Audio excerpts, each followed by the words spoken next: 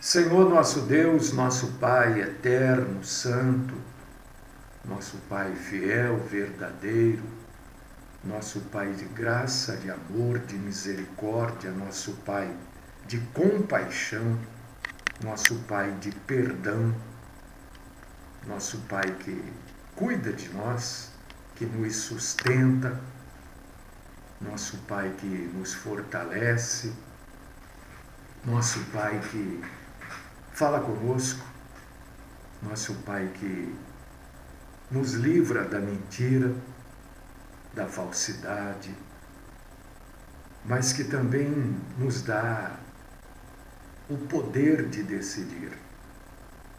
Nosso Pai que nos permite decidir. Porque muitas vezes, até na maioria das vezes, nós aprendemos errando. E errando vamos saber acertar. Queremos te agradecer, Senhor, por mais um dia, por mais esta oportunidade de estarmos juntos em espírito e em verdade, para falar com o Senhor, para te glorificar, para te exaltar, para cultuar o Senhor. Ajuda-nos, Senhor, a prestarmos a ti um culto agradável. Não a nós, mas agradável ao Senhor. Recebe o nosso culto, recebe, Senhor, a nossa adoração. Fala com cada um de nós, Senhor. Esta é a oração que faço. De honra, louvor e glórias a Ti, sempre, sempre, no nome do nosso Salvador, Jesus Cristo. Amém.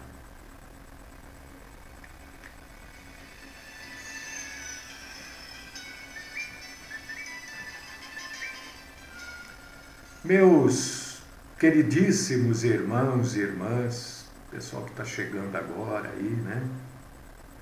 A paz, a graça e a paz do nosso Senhor Jesus Cristo faça parte da vida de todos vocês, da família de vocês. São tempos difíceis, meus irmãos.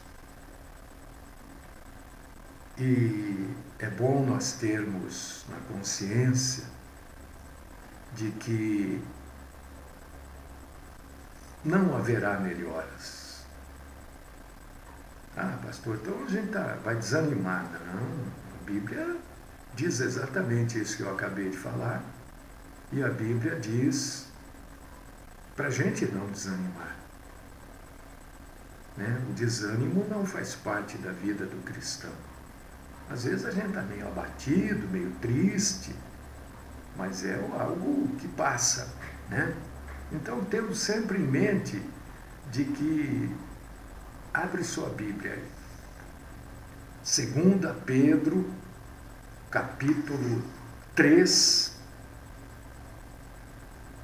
2 Pedro, capítulo 3, versículos 11 e 12, né? Dá uma lida aí. Algumas pessoas não gostam muito quando eu falo disso, que está ruim e vai ficar pior, né? Ah, isso desanima a gente. Não desanima, mostra para você a verdade. Lê aí 2 Pedro, capítulo 3, né? Não só os versículos 11 e 12, que são aqueles que são voltados especificamente para isso que eu acabei de falar, mas lê ali o capítulo 3, né? O livro do Apocalipse nos esclarece. Agora eu estava conversando aí e, né, agora, pouco, instantes atrás, e estava dizendo, né, que o medo humano, geral, é porque os hospitais não têm UTIs suficientes. E aí eu tive, né, que explicar, olha, a gente está falando de Campinas. Campinas é um grande centro. Mas quando a gente começa a ir para o interior, mais para o interior, Campinas é interior, menos condição a gente vai achar de saúde, né? Menos UTIs, e aí a coisa fica ruim. Por causa disso que tem que tomar cuidado. Ninguém está livre. Ninguém está. E agora, olha, um instantinho antes de entrar no ar, eu estava estava abrindo o Facebook, né? Você vê como as pessoas, olha, meu Deus, como o nosso povo, olha, eu não sei, viu?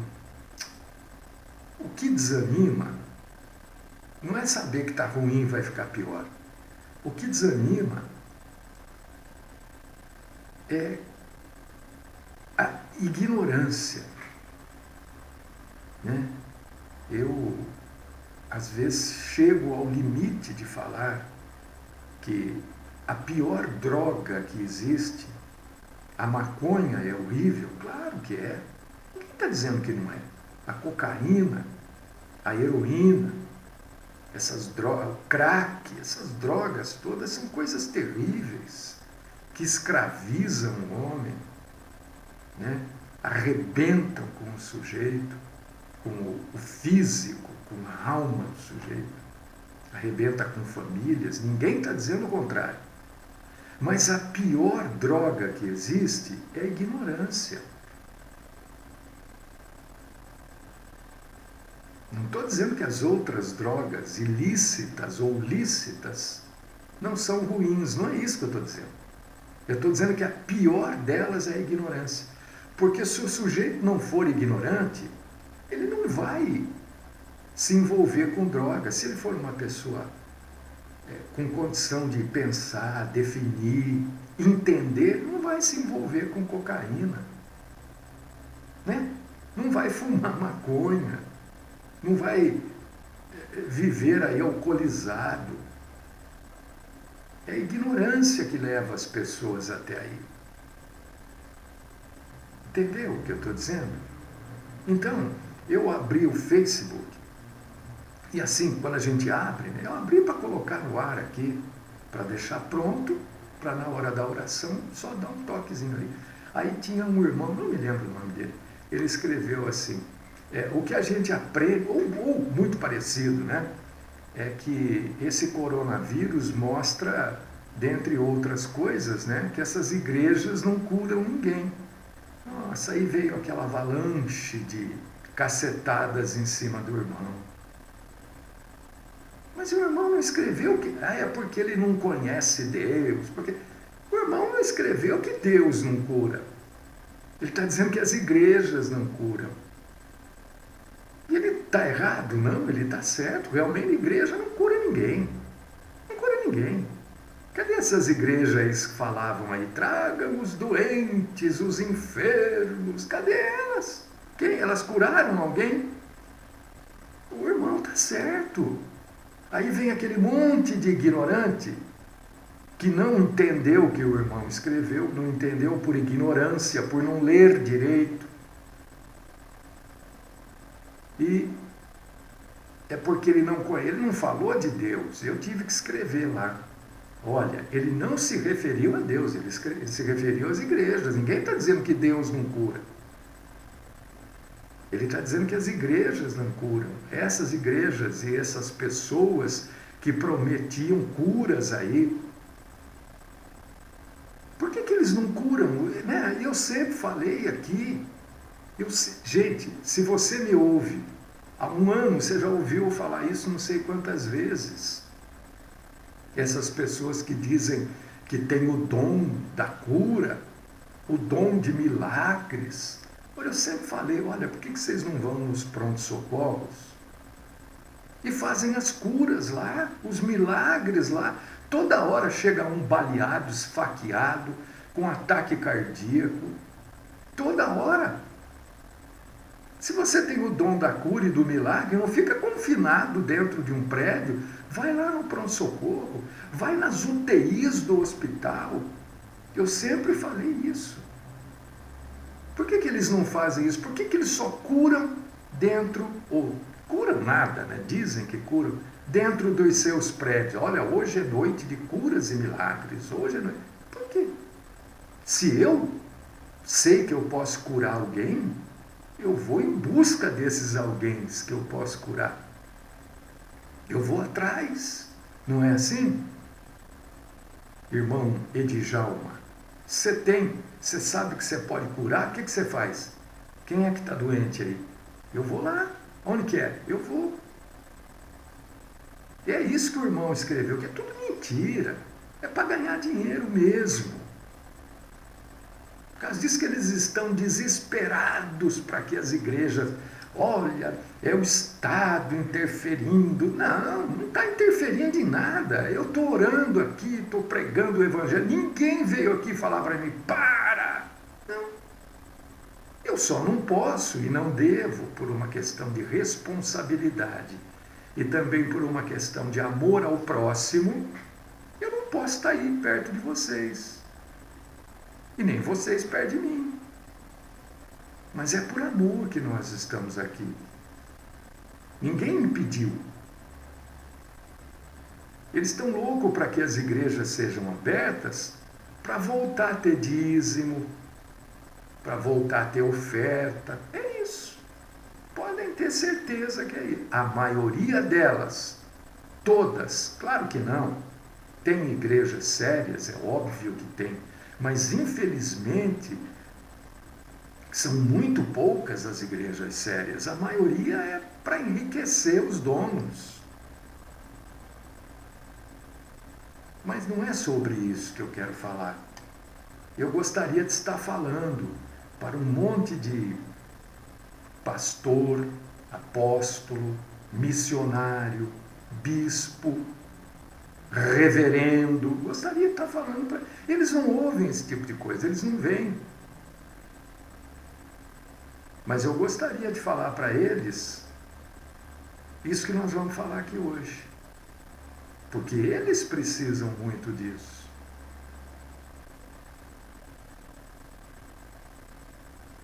Eu sei que tem gente que gosta de pastor famoso. Prefere, não, aquele pastor lá. Tem gente que gosta de pastor que conta piada.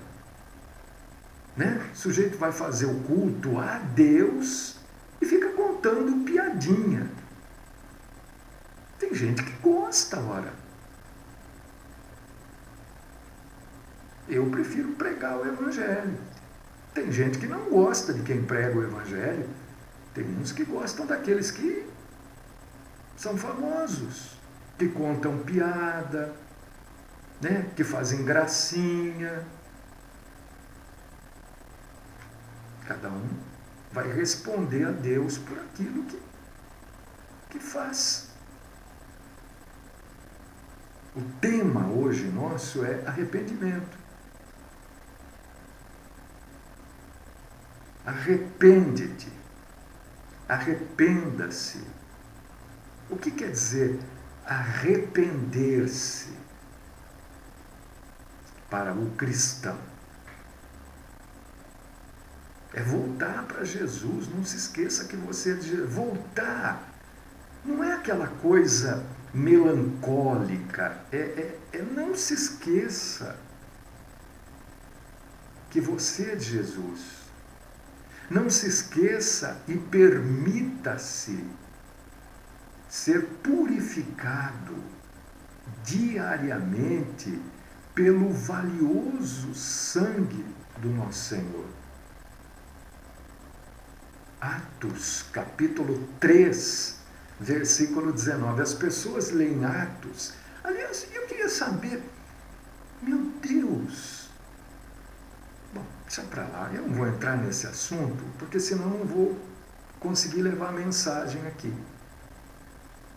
As pessoas leem Atos bom, primeiro que leem Atos e, não sei, parece que vem uma nuvem na frente daquilo que elas estão lendo. Né? Abre aí capítulo 3, versículo 19 de Atos. Você sabe o que quer dizer Atos, né, dos apóstolos? É aquilo que eles faziam, as ações dos apóstolos. os atos que eles praticavam. Os atos. Atos capítulo 3, versículo 19. É isso que nós temos que buscar quando a gente lê. Olha, Pedro, ele diz o seguinte, em Atos 3,19: arrependam-se, pois, e voltem-se para Deus, para que os seus pecados sejam cancelados. Ah, pastor, eu não peco, eu não mato, não roubo, não desejo mal para ninguém, eu ajudo quem eu posso, eu não peco. Como você não peca? Então Jesus, na cruz, fez tudo o que fez, a troco de quê? Você não peca. Você não se vê como pecador, é diferente, mas você peca. Só por você não se ver como pecador, você já está pecando. É por causa disso que Pedro falou, a primeira coisa que ele diz é arrependam-se. Não é fundem igreja, não é curem, não, é arrependam-se. Essas foram também, se você for no mínimo um leitor da Bíblia, uma leitora, arrepender-se ou arrependam-se foram as primeiras palavras ditas no início do ministério de João Batista. Quando Jesus foi iniciar a sua obra redentora, foi isso que ele falou. João Batista falou, arrependam-se.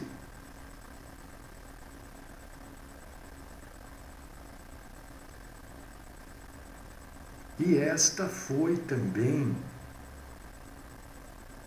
o conselho, a repreensão do apóstolo Pedro na mensagem fundamental no Pentecoste. Olha, a mensagem fundamental do Pentecoste não foi seja batizado com o Espírito Santo, nem fale em outros idiomas. Não, a mensagem fundamental foi arrependam-se. Isso ninguém lê. Isso que me deixa às vezes agoniado, desconfortável, porque eu não vejo ninguém falar disso.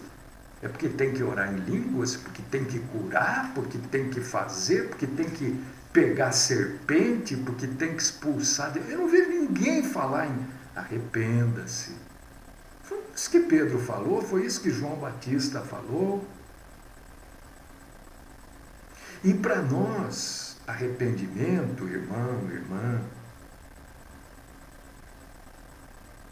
é voltar para Jesus.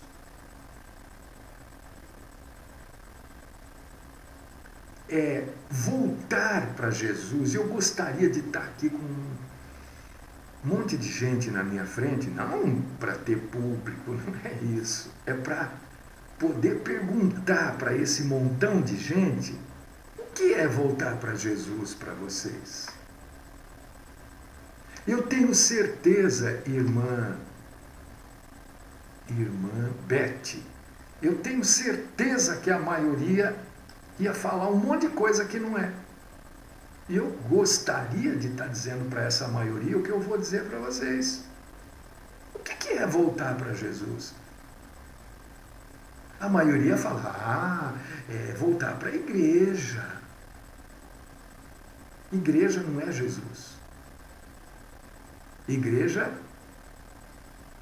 é um organismo do qual Cristo é o cabeça e nós somos o corpo. Igreja não é Jesus. Porque se igreja fosse Jesus, igreja salvaria. Eu não estou desmerecendo o valor da igreja. Estou enaltecendo a figura do nosso Salvador. Quando diz arrependam-se, João Batista, mesmo não sabendo o que iria acontecer com o Messias, e Pedro, já sabendo o que tinha acontecido, irmã Marília, ele estava dizendo o seguinte: permitam, isso quer dizer voltar para Jesus, não é ir na igreja. Voltar para Jesus é permitir-se diariamente ser purificado através do sangue de Jesus derramado na cruz por nós. E como que eu sou purificado pelo sangue de Jesus derramado na cruz por mim? Confessando a Ele os meus pecados, pedindo perdão. Mas eu não peco, pastor. Mas como você não peca? Então você é santo. Santo no sentido católico, apostólico, romano. Você então é Deus. Você é o próprio Jesus, então, se você acha que você não peca. Porque o único homem que passou sobre a terra, sobre a face da terra e não pecou foi Jesus. É isso que a Bíblia diz. Agora, se você diz que não peca, então você é Jesus. Claro que você peca, assim como eu peco. Nós temos que ser sinceros na nossa vida de fé. Pecar não é só fazer alguma coisa contra alguém. Pecar é olhar para aquilo que não devemos olhar, é desejar aquilo que não devemos desejar. É escutar aquilo que não devemos escutar. É falar, é participar daquilo que não devemos participar. Nós temos que ser sinceros, porque voltar para Jesus é colocar a sinceridade na nossa vida. Isso não é fácil. Não é fácil. As pessoas acham, olha, veja bem, vamos entender aqui, né? Porque eu tenho tanto medo, porque se as pessoas leem e não entendem, imagina a hora que você fala, então. Por causa disso que eu fico meio que nem aquele explicadinho, sabe? Falo e explico, olha, é isso que eu estou falando, hein? Ninguém está dizendo aqui, né? Não vou dizer aqui que falar palavrão é bonito. Não, claro que não. Não é bonito. Né? É um negócio meio desnecessário. Mas a maioria das pessoas fala. É que tem gente que confunde o que é palavrão, né? Antes, palavrão era uma palavra de baixo calão. Hoje não. Né? Tem coisa que não é palavrão. E as pessoas tomam como palavrão. Nós vimos aqui, recentemente, agora, semana passada, eu não estou aqui defendendo ninguém.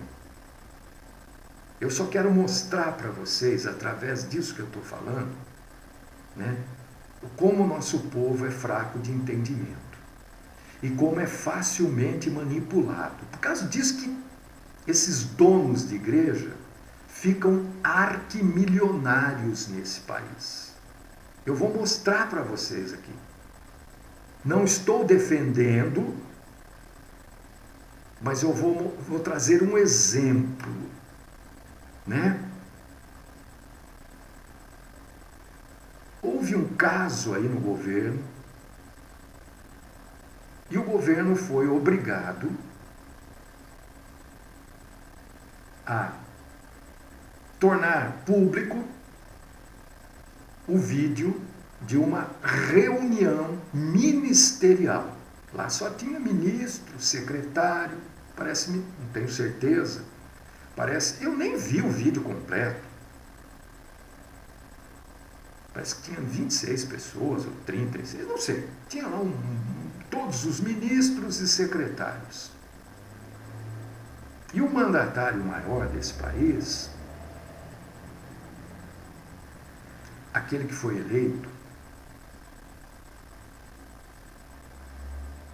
eu não estou falando de política, eu estou mostrando como o nosso povo é de difícil entendimento. Ouça bem isso, faça uma análise depois do que eu vou falar. Não seja rápido em criticar e nem aplaudir. Pense no que eu vou falar. E neste vídeo, o mandatário maior desse país fala um monte de coisa, usa de palavras que alguns têm como palavrão, outros não. Né? E a mídia são os órgãos de imprensa, rádio, jornal, revista, televisão, internet, né? Uma parte é manipulada para apoiar, fique sabendo disso, tá? E a outra parte tem liberdade para apoiar ou não. Todo mundo quis manipular. Onde já se viu um presidente falar isso ou falar aquilo? Né? Não é isso. Olha, o presidente falou palavrão, falou isso, falou aquilo, mas ele não é cristão.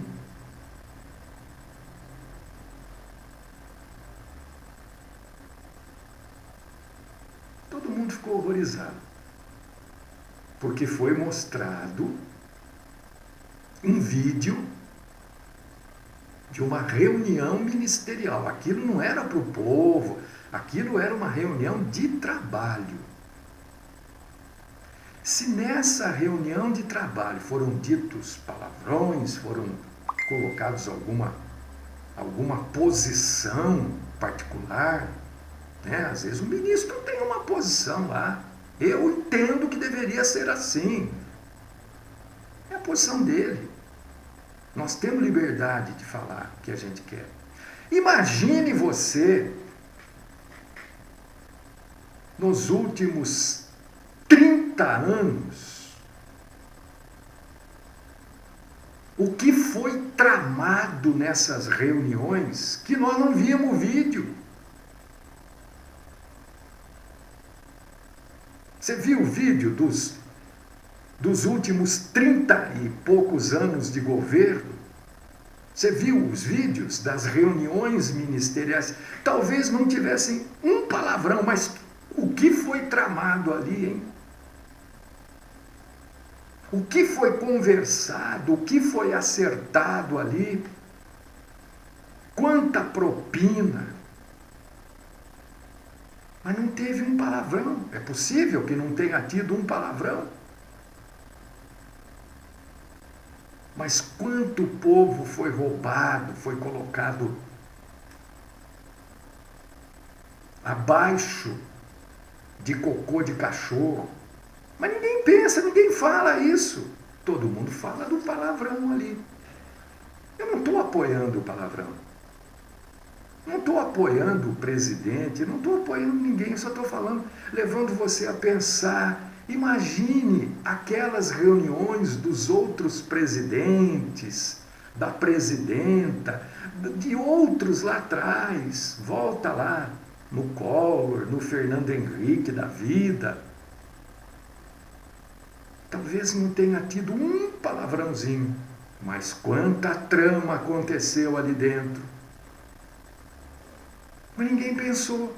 Fica todo mundo achando e pensando no palavrão. Então nós temos que voltar a ser sinceros na nossa vida de fé. Palavrão não é legal? Não é bom? Não, claro que não. Ninguém está dizendo que é. Mas quem nunca falou um palavrão? Né? Também precisamos saber o conceito de palavrão. O que é palavrão? Porque hoje é muito comum, né? dois amigos se encontraram, um diz para o outro, quer ver? Eu vou falar, eu sei que tem gente que vai falar, o pastor falando, mas é comum. Um encontra, o outro fala, ô viado, como é que você está? Não é? Não está chamando o outro de gay, não, é o jeito da amizade que junta os dois. É comum. Foi palavrão ali?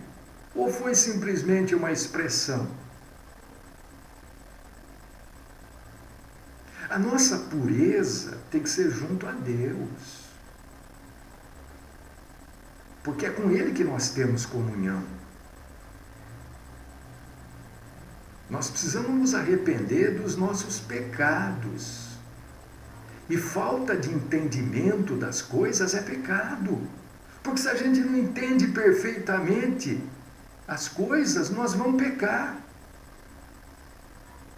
Nós temos que ser purificados pelo sangue do Cordeiro, por as coisas que a gente faz, deixa de fazer. Quanta gente é omisso.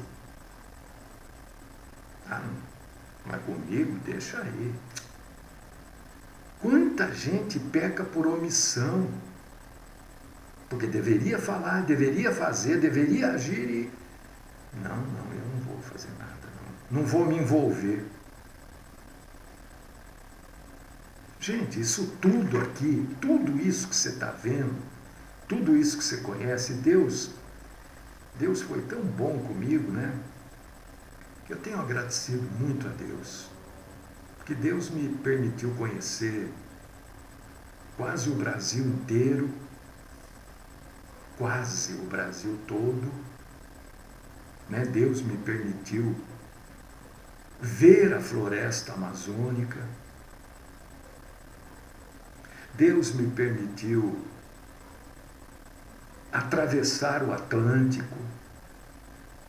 Deus me permitiu conhecer o mar Mediterrâneo.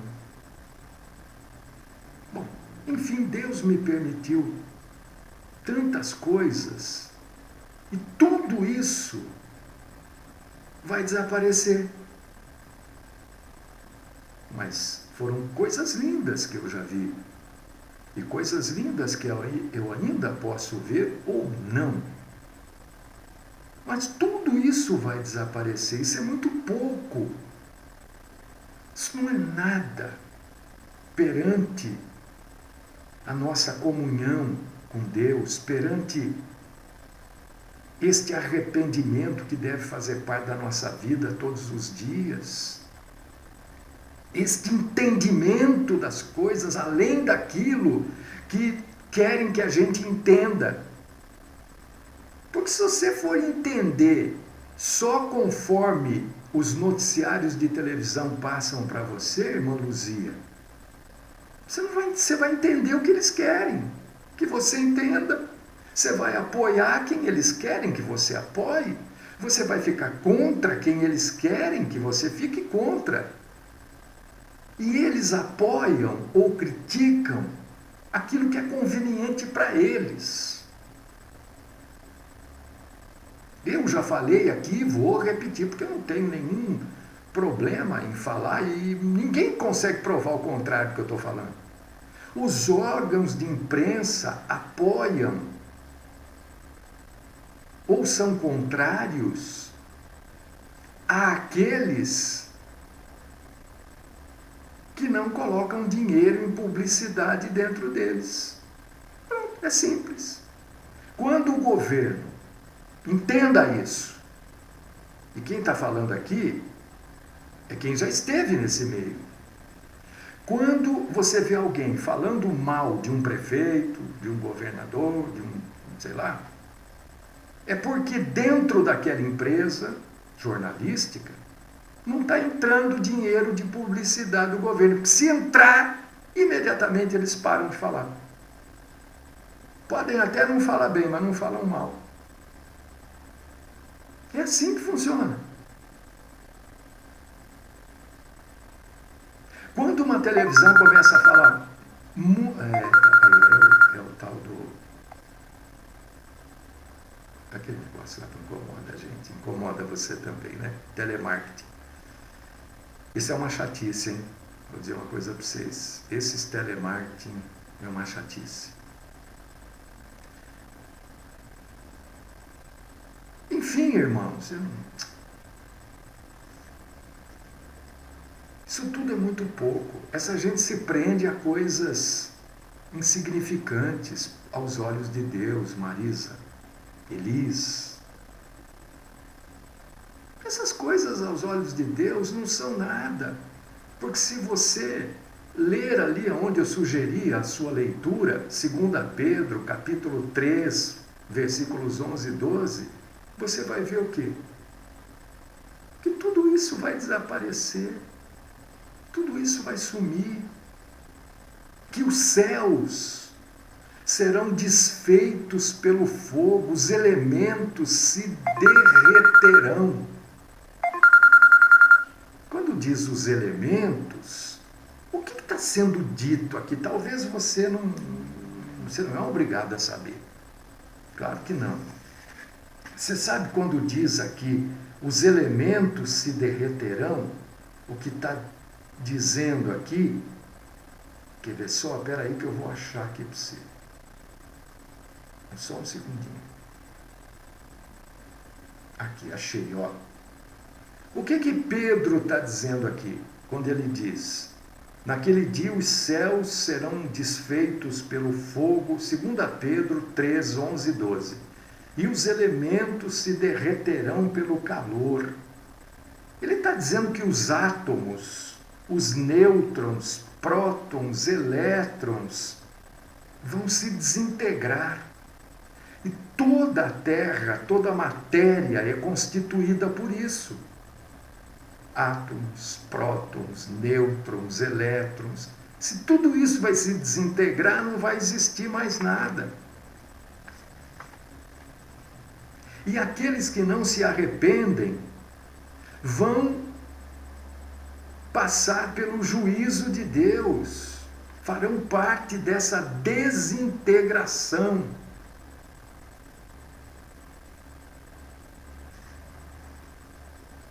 Não estou falando para desanimar você, estou falando muito pelo contrário, para te animar.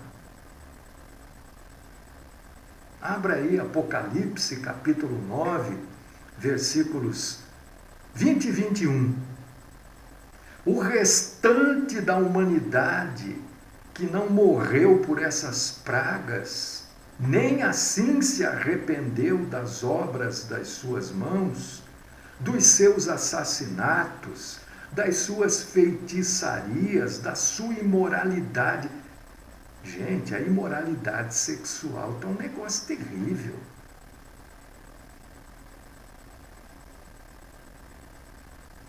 Dos seus roubos. As pessoas não param de roubar. Elas não têm medo de roubar. Sabe por que elas não têm medo? Porque não acontece nada. Tem mais ladrão solto do que gente de bem. Mas a mão de Deus um dia vai pesar. Mas eles não acreditam. Não, isso é conversa de crente, isso é conversa de pastor para assustar o povo. Isso é conversa de pastor para fazer o povo dar o dízimo. Eu não peço dízimo e nem quero que você me dê dízimo. Não peço. Eu não peço oferta. Então eu não estou falando isso para assustar você, nem para você me dar nada. Eu estou falando para você tomar ciência das coisas de Deus. Se você falar, não, eu não quero, não acredito, tudo bem. Eu sou um pecador. Mas eu não vou carregar esse pecado da omissão. Eu estou falando. É o máximo que eu posso fazer. O convencimento, não sou eu que te convenço. É o Espírito Santo de Deus. O negócio é sério, gente. E a volta de Jesus segundo eu estava lendo, está a 1 micron. Olha, você sabe que micron é uma palavra grega. É a milésima parte do metro. De novo. E eu rejeito. E, pastor, mas por que você não bloqueia? Porque você bloqueia aquele número, eles têm outro e outro e outro, você fica só bloqueando, né? Então, nós estamos a 1 micron da volta de Cristo. Um micron, milésima parte do metro. Olha. Existe um relógio, vai passar um minutinho, um relógio, não sei aonde é o relógio do tempo, é criado pelos homens, tá? Não é um relógio bíblico, nada disso. Os homens criaram. E esse relógio é adiantado ou atrasado em função dos acontecimentos na Terra. Você pode entrar na internet, digitar lá, relógio do tempo. Relógio, não é do tempo, não. O nome é relógio do fim do mundo. Pronto, lembrei, estava perdido aqui. Relógio marca o tempo. Relógio do fim do mundo. É criado pelos homens. Não é criado por homens religiosos, não. Relógio do fim do mundo é criado por cientistas. Pode entrar na internet e consultar, você vai ler a respeito do que eu estou falando, né? E conforme os acontecimentos, esse relógio é adiantado ou atrasado. Neste relógio do fim do mundo, do fim dos tempos, você sabe quanto falta, segundo cientistas, para o mundo acabar? Quanto você imagina que falte para o mundo acabar? Relógio não é de religiosos, não é de cristão, é de cientista. Falta 1 minuto. Falta 1 minuto. Porque no relógio você vai entrar na internet e você vai ver. Vai acabar à meia-noite, né? Falta 1 minuto para meia-noite. No relógio do fim dos tempos, criado pelos homens, nós estamos às 11h59. Falta 1 minuto para acabar. Não tem nada a ver com Bíblia, não tem nada a ver com cristianismo, nada. Tem a ver com os acontecimentos na Terra. Então, quando eu estou falando tudo isso, eu estou querendo, primeiro, abrir o seu entendimento. Não estou te chamando de pessoa sem entendimento. Não, eu quero te ajudar a entender melhor as coisas. Tá? Eu quero te ajudar a ter a seriedade da decisão que cada um de nós tem que tomar. Ou totalmente a favor de Jesus, ou totalmente contra. Não tem jeito, irmão, irmã, não tem jeito de ser meio termo. Não, eu sou assim, sabe? Não tem jeito. Jesus é radical. Ou você é totalmente dele, ou você não é dele. Não tem meio termo. Ou você está com seu nome escrito no livro da vida, ou não está. Apocalipse 3, 15 e 16. Então, se eu estou falando tudo isso que eu falei aqui, é para te ajudar a decidir. Eu gostaria muito que você decidisse ser totalmente por Jesus. Não tem mais ou menos. Tem mais ou menos morto? Não tem. Ou está vivo ou está morto. Tem mais ou menos grávida? Não tem. Ou está grávida ou não está grávida. É o mesmo caso com Jesus. Não dá para ser mais ou menos. Ou é ou não é. Porque Jesus é radical.